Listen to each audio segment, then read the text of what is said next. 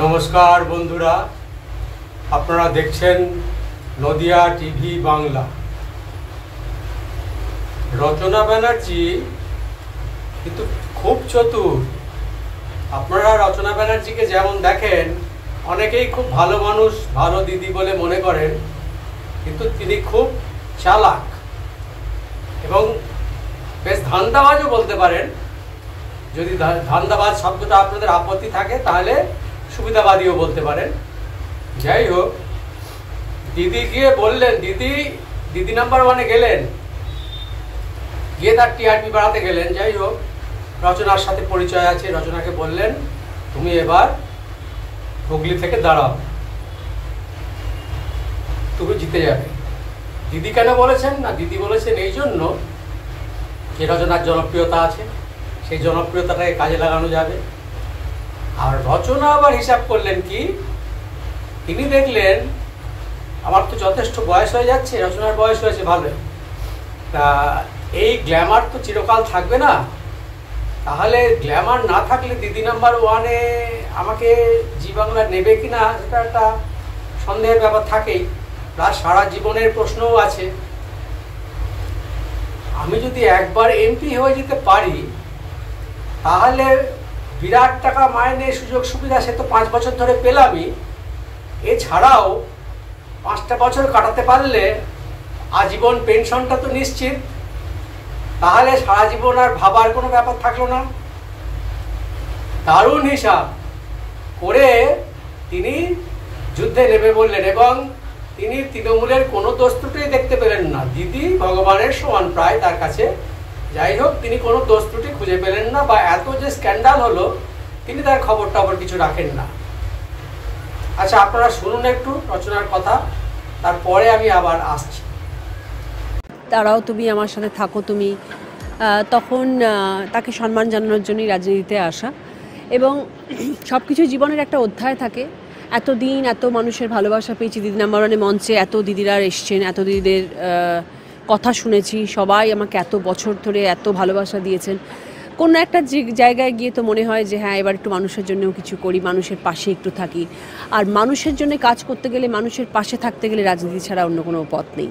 সাধারণ মানুষে আমি কিছু করতে পারবো না কারোর জন্য। আমার কাছে রাজনীতি সেই তকমাটা থাকা দরকার যে আমি কিছু করার ক্ষমতা আছে আমার। আপনারা শুনলেন, দিদি আমাকে বললেন রচনা তুমি এসো, তোমাকে আমার কাজে লাগবে, ভোটটা জিততে গেলে মুখটা লাগবে, এটা দিদি জানেন। আর রচনা ব্যানার্জি রাজনীতির ঘোড়ার ডিম বোঝেন, রাজনীতির কিচ্ছু বোঝেন না। তিনি এসছেন ক্যালকুলেশন করে, এটা ঠিক কথাই। তিনি ভাবলেন মানুষের জন্য কিছু করতে গেলে রাজনীতি দরকার। উনি দিদি নাম্বার ওয়ানে বিনা পয়সায় জ্ঞান বিতরণ করেছেন লোককে, আর লোককে দেখিয়েছেন, সেইটা একটা বিরাট সমাজের কাজ করে ফেলেছেন উনি। আর সেই সমস্ত দেখে ওনার হঠাৎ মনে হয়েছে যে সমাজের জন্য তো কিছু করা দরকার, সেই জন্য রাজনীতিতে আসতে হবে, রাজনীতি ছাড়া সমাজের কিছু করা যাবে না, আমি সাধারণ মানুষ হয়ে কিছু করতে পারবো না। তা উনি তো নির্বোধ বলতে পারেন, শব্দটা একটু করা হয়ে গেল হয়তো, যাই হোক নির্বোধ বলতে পারেন, কারণ রাজনীতিতে না থেকেও যে কত কি করা যায় সেটা অনেক লোক দেখিয়ে দিয়েছেন। একটা লোক আছে যিনি ট্রেনে হকারি করেন, করে বেশ কয়েকটি অনাথ ছেলে মেয়েকে মানুষ করেন, এটা আছে। রতন টাটা, তিনি শিল্পপতি, তিনি রাজনীতি করেন না, তার আয়ের 1/3 দান করে দেন, সরি 1/3 না, 2/3 দান করে দেন মানুষের কল্যাণের জন্য, কিন্তু রাজনীতি করেন না। তাহলে রাজনীতি করতে গেলেই আমাকে কিছু মানুষের জন্য করতে গেলেই রাজনীতি করতে হবে, কথাটি একেবারেই ভুল। আর এই যে মিষ্টি মিষ্টি করে বলছেন, যেন মনে হচ্ছে যেন দিদির কথা শুনে আমি গলে গিয়ে তাই মনে করলাম, যে তখনই মনে পড়লো মানুষের জন্য কিছু করার কথা। উনি তো কম রোজগার করেননি, অভিনয় জগৎ থেকে রোজগার করেছেন, দিদি নাম্বার ওয়ান থেকে করেছেন। কার জন্যে টাকা খরচ করেছেন? তিনি পাড়ার একটি লোকেরও তো উপকার করতে পারতেন, করেছেন কি? যে না আমার প্রতিবেশী দুটি ব্রিলিয়ান্ট ছেলে বা মেয়ে আছে যাদের পড়াশোনার খরচটা আমি দিই, কারণ তারা বা তাদের বাড়িতে পড়াশোনার চালানোর মতো ক্ষমতা নেই। তাও করতে পারতেন, করার ইচ্ছাই ছিল না। আসলে ইচ্ছাটা এখন হলো, ইচ্ছা একটা তো ব্যাখ্যা দিতে হবে, তাই ওনার ইচ্ছা হলো যে উনি মানুষের জন্য কিছু করবেন, তার জন্য রাজনীতিতে আসতে হবে। কিন্তু আমি যেটা বলেছি আগে যে ওনার আসল উদ্দেশ্য কি সেইটাই ঠিক। আচ্ছা, আপনারা আরও একটু শুনুন তার কথা, তারপরে আমি আবার আসছি। সাথে অনেক দিনের কথা, মানে দিদির বাড়ি কালী পুজোতেও আমি যাই, দিদির সাথে কোনো রকম অনুষ্ঠানে দেখা হলে কথা হয়, তো পরিচয় কথাবার্তা বহুদিনের। কিন্তু ওই আর কি, সময় সুযোগ উপরওয়ালা যখন করেন তখনই সব কিছু হয়। তো এটা হয়তো এই সময় হবার ছিল, তাই জন্য হলো। দিদির হয়তো এই সময় মনে হয়েছে যা রচনাকে আমার দরকার পাশে, তাই জন্য এই অফারটা এসছে। আমিও একটা দিক দিয়ে ঠিক যে আমি আজকে এত বছর ধরে দিদি নাম্বার ওয়ান করে প্রতিটি নারীর কাছে পৌঁছতে পেরেছি, মানুষের দুঃখ কষ্ট এত বছর ধরে শুনতে পেরেছি, বা জানি যে মানুষের পাশে দাঁড়ানোটা কতটা দরকার। প্রত্যেকটা জিনিসের একটা সময় থাকে, হয়তো এটাই আমার রাইট টাইম রাজনীতিতে আসার। রাজনীতি আমার কাছে মানুষের পাশে থাকা, মানুষের কথা বোঝা, মানুষের জন্য কিছু করা, এটাকে আমি মনে করি যে রাজনীতি। এবং সেই চিন্তাধারাতে বিশ্বাস হয়েই আমি এগিয়ে যাব। তাতে যদি মানুষ আমার কাছে থাকেন খুব ভালো, আমি ভীষণ খুশি হব। যদি তাতে মানুষ বলেন যে না এ রাজনীতি বোঝে না, জানে না, তাহলে তাতেও আমি হাত জোর করে বলবো যে ঠিক আছে, থ্যাংক ইউ। Very good. আপনি রাজনীতিতে আসুন, এসে রাজনীতির মধ্যে ঢুকুন, ঢুকে দেখুন সেখানে পাক কতখানি, শুদ্ধ জল কতখানি, তারপরে কি কি নির্দেশ পালন করতে হয়, সেগুলো বৈধ না অবৈধ, অবৈধ নির্দেশ বলে আপনি অমান্য করলে তার দরুন কীরকম ধরনের ধমক খেতে হয় বা কিভাবে আপনাকে বিতাড়িত করতে হয়, এসবগুলো রাজনীতিবিদরা জানেন। দিদি তো বিশেষ করে জানেন ভালো, আপনি সব বুঝবেন। আপনি তো জীবনে স্টুডিওর বাইরে পা রাখেননি, জীবনের জিনিস আপনি দেখেছেন নাকি কিছু? ওই তো ফ্ল্যাট বাড়ি আর স্টুডিও, আর ফ্ল্যাট বাড়ি আর স্টুডিও, আর বড় জোর এদিক ওদিক একটু বেড়াতে যাওয়া। রাজনীতির কিছুই আপনি জানেন না। আপনি আসুন, আপনার রাজনৈতিক জ্ঞান বাড়তে পারে, অথবা নিজের মনে ধিক্কারও চলে আসতে পারে যে এই মরেছে, রাজনীতিতে এলাম কেন, এ তো বহুত নোংরা জায়গা, এটাও হতে পারে।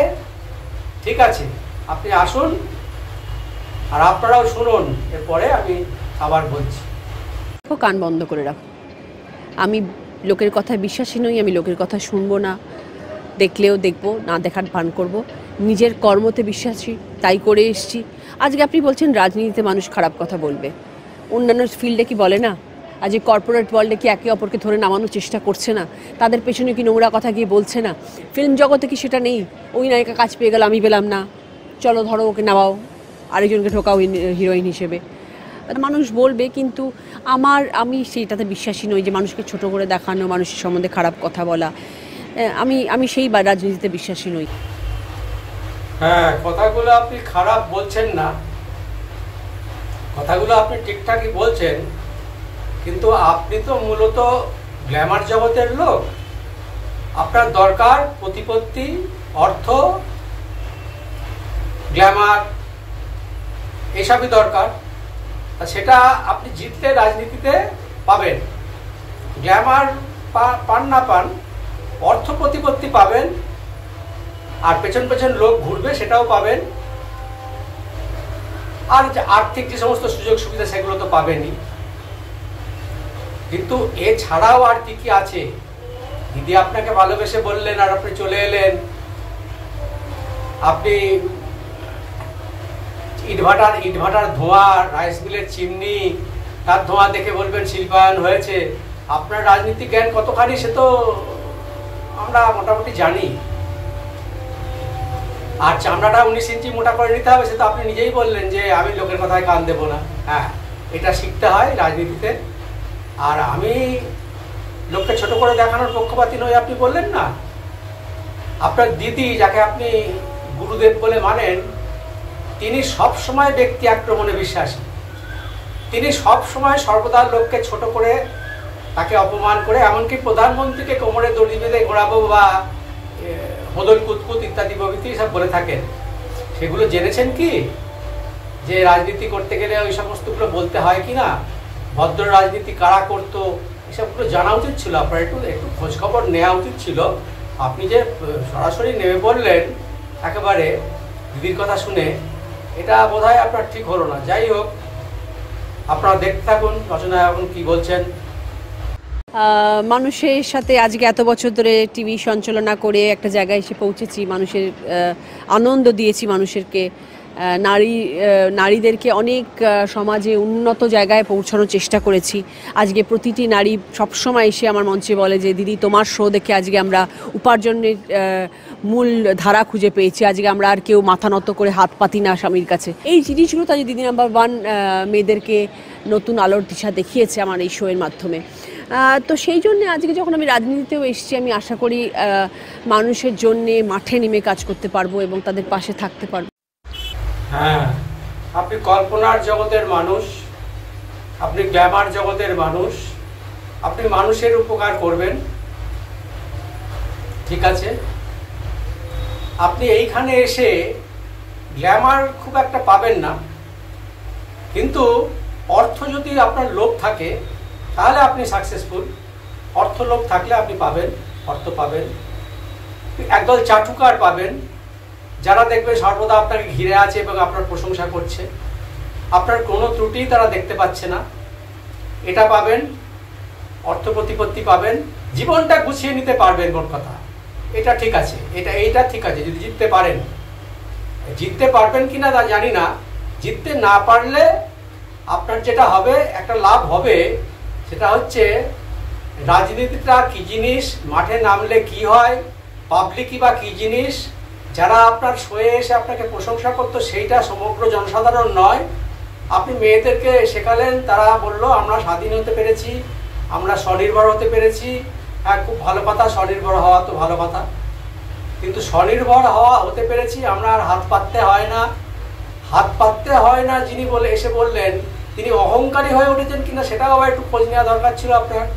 তার স্বামীর সাথে রোজ সংঘাত হচ্ছে কিনা, মানে এতই অহংকার তার হয়েছে রোজগার করতে পেরেছেন বলে যে তার স্বামীর সাথে অ্যাডজাস্ট হচ্ছে না। তিনি স্বামী দুটো বললে তিনি 6টা কথা বলেন, এমনও হতে পারে। সেগুলো তো আপনি খোঁজ রাখেন না। আরে মঞ্চে দাঁড়িয়ে মিষ্টি মিষ্টি কথা বলা আর বাস্তব জীবনের কথা বোঝা দুটো কিন্তু বিস্তর ফারাক। রাজনীতিতে যিনি বক্তৃতা দেন, আপনি যার কথা শুনছেন, তিনি যা বলছেন আর ভাবছেন এক জিনিস, আপনি কি জানেন সেটা? তিনি যা বলছেন সেটা বিন্দুমাত্র ভাবছেন না, আর যেটা ভাবছেন সেটা বিন্দুমাত্র বলছেন না। এর নাম হচ্ছে রাজনীতি। সেটা তো আপনি বুঝতে শেখেননি, আপনি একদম চাটুকার পাবেন। ঠিক আছে, আপনি এসছেন, তাহলে দেখতে থাকুন, আপনারাও দেখতে থাকুন। রচনার আরো কিছু কথা রয়েছে। আমি আমার কথায় বিশ্বাসী হব। আমি জানি আমার দিদি কি, আমি জানি আমার তৃণমূল কংগ্রেস পার্টি কি, আমি জানি আমি পশ্চিমবাংলার জন্য কী ভেবে এগিয়ে যাব, মানুষের পাশে কীভাবে থাকবো। অবশ্যই পার্টির সহায়তা দরকার, তার জন্য একা তো লড়তে পারবো না, সঙ্গে আমার পুরো তৃণমূল কংগ্রেস পার্টিকে দরকার, তবেই আমি হুগলির মানুষের পাশে দাঁড়াতে পারবো। এবং আমি আশাবাদী, আমি সাংঘাতিক রকমের হোপফুল, অভিষেক ব্যানার্জি এবং দিদি আমার সাথে থাকবেন এবং সব মানুষের জন্য করার চেষ্টা করবেন।